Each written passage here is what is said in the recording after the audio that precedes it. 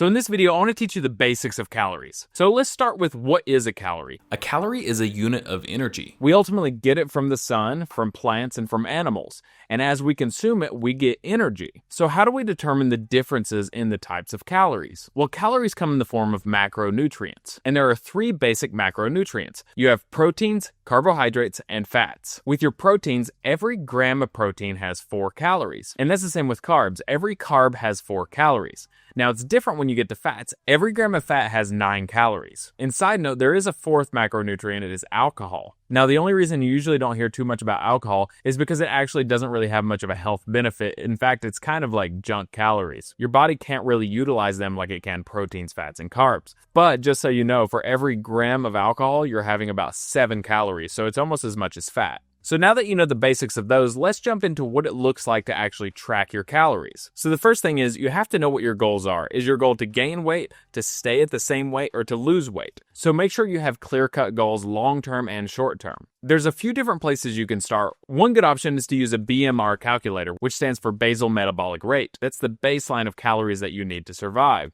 And so you can go online and there's a lot of different websites you can do.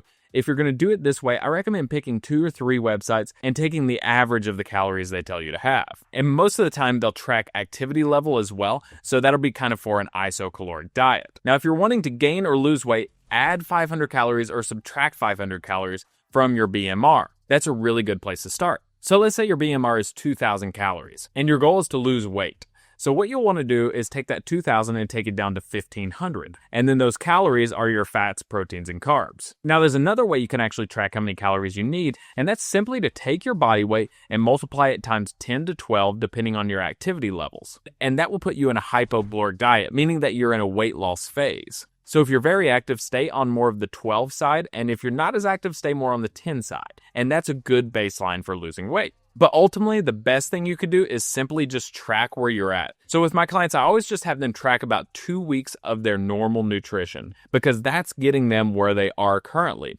So if they want to gain weight from there, I tell them just to track that, get kind of an average of those calories, and then from there, add on 300 to 500 calories. And same thing if you want to lose weight, just track it for 2 weeks, get that average of the calories, and then from there, subtract 300 to 500 calories. One of the most important things you can do is track everything you're eating, because if you know what you're eating, you know why you're getting the results that you're getting. So no matter how you do it, just make sure you're tracking everything that you're doing. And you can utilize apps like MyFitnessPal, or you can do it on Google Sheets or Excel or whatever. However you do it, it doesn't really matter just as long as you're tracking. This has been the basics on calories, macronutrients, and how much you need to achieve your goals. I hope you found it helpful. Let me know in the comments below if you've tried tracking your calories before and what methods work best for you.